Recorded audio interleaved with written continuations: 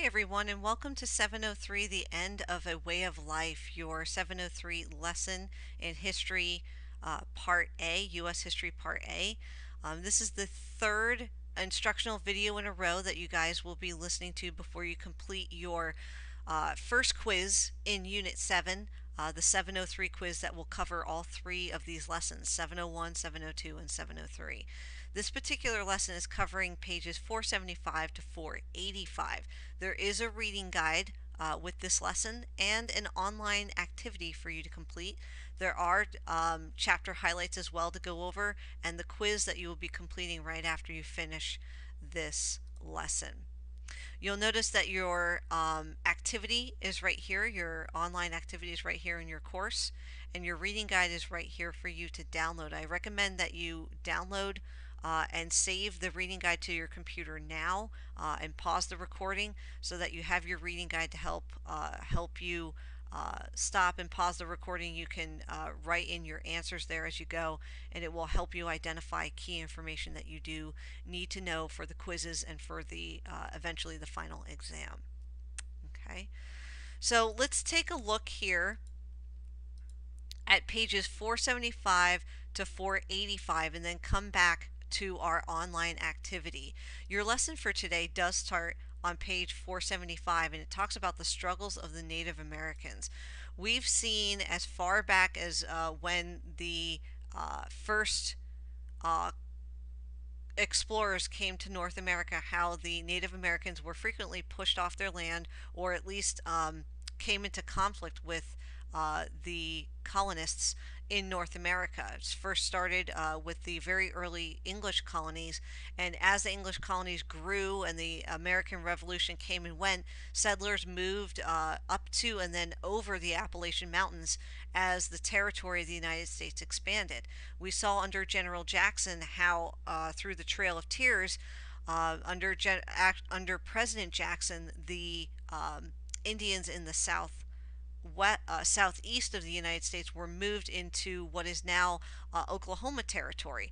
In our last lesson, we learned that Oklahoma Territory under President Benjamin Harrison was opened up to settlement. So you see the trend that they were continually pushed further and further east and had less and less places to go. You can actually see the progression of the land losses in this map here on page 475. Native American territorial losses from 1850 to 1890. The area in the green was the land that was lost to Native Americans before 1850. Quite a bit of land, but there was still a lot of territory in the West. By the time 1850 to 1870 came along with the land being taken from the Mexican War, that territory also became removed from Native Americans. Land lost between 1870 to 1890 is in that pinkish rose color. And then finally, the reservations that were established in 1890 are in this almost brownish orange color lined in red. So there's very little reservation land remaining to Native Americans today. We can see how rapidly that land was lost to them. Now there was fighting on both sides of the coin. It wasn't just one side or the other, but clearly the Native Americans were trying to fight back for the preservation of their culture and their way of life, which depended on open land. Too frequently, the U.S. military would come into an area believing the Indians to be a threat and pursuing their own way of life, which they did not want them to do. They wanted them to live on controlled reservations so they could keep an eye on them and control their way of life and keep them from going into other areas where white settlers might be. Situations like this would end up in massacres, like the massacre at Sand Creek, where the Indian population there was thought to be a threat to the military after many raids and a lot of resistance to reservation life. The authorities in Colorado were basically begging for U.S. assistance, U.S. military assistance. But what ended up happening at Sand Creek was a situation where the Indians were in a winter encampment. Black Kettle and his people were not in a position to be fighting, nor were they intending to, but the U.S. Military believed them a threat, attacked, and it was a total massacre. Within hours, 200 Cheyenne Indians lay dead. Most of them were women and children. On the opposite side of this coin, was a massacre at the Battle of Little Bighorn, in which Colonel George Armstrong Custer was massacred with his men. No survivors in 1874. This particular confrontation between the and battle between the two sides was a result of gold being discovered in the Dakota Territory, what is known as the Black Hills. To the native tribes that lived there, it was considered sacred land. And when gold was discovered, the U.S. military basically stepped aside and allowed settlers to start coming into the area to look for gold and other valuable resources. And the native tribes in that area were very upset about this, especially the Cheyenne, who considered this territory sacred. So it was one of the few times that the Native Americans were actually able to get several tribes together and organize under a leader, Red Cloud, and attack Colonel Armstrong Custer, Colonel George Armstrong Custer, and his men, killing all of them. It was a complete and utter massacre. Okay, so there is actually a painting of this massacre down here at the bottom of your page. So we can see that there was fighting on both sides, and massacres and atrocities on both sides.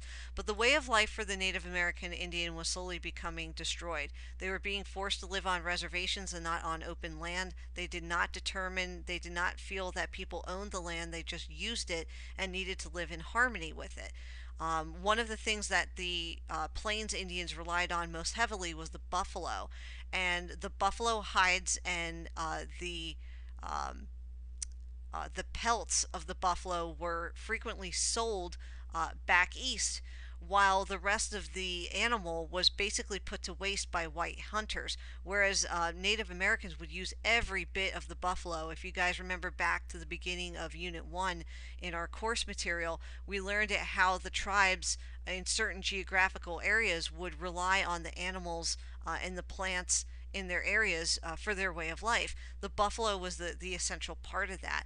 But because the white settlers coming into the area, or the fur traders and trappers coming into the area, would really try to kill as many buffalo as they could to make a profit, the buffalo started to slowly disappear. The railroad also wanted the buffalo destroyed because they would rip up railroad lines and stall progress of the railroad. So there were a lot of aspects of progress, as we would call it, really getting in the way of Native American life and threatening it permanently. And that's essentially what happened. Not only was their land being removed, but what they relied on for their livelihood was also being removed.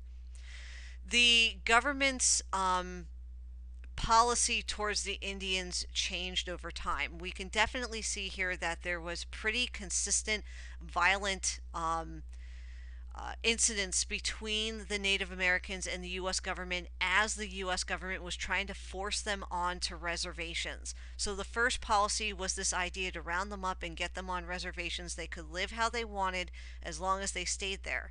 But eventually, as time went on, it became really apparent that the territory that they were going to be living on was very small. And a lot of people felt it was best if Native Americans would assimilate into the white culture of the United States. And by assimilate, what we mean is to become like the culture that was surrounding them. So they basically wanted them to live in a very different culture. They wanted them to basically abandon their culture and live the way that other Americans were at the time. So the idea here was to educate them in schools. You can see several pictures of Native American children in schools at the time, and these would be used primarily to assimilate them into white society. So it was basically a forced system of assimilation. Now, the Dawes Act, in addition to the education movement that was going on reservations, was a further way of taking their culture away from them. And that was basically forcing them to live on 160-acre plots, which sounds just like what white settlers were doing. And the idea was that they needed to improve the land that they were living on to become American citizens. And they had to basically, just like white families and farmers, settle and improve the territory for them to actually become citizens. So it was just another way for them to kind of divide up the tribes, take their culture away, and basically push them into assimilation. By the end of all of this, most Native Americans were desperate for a change, desperate for some kind of a hope.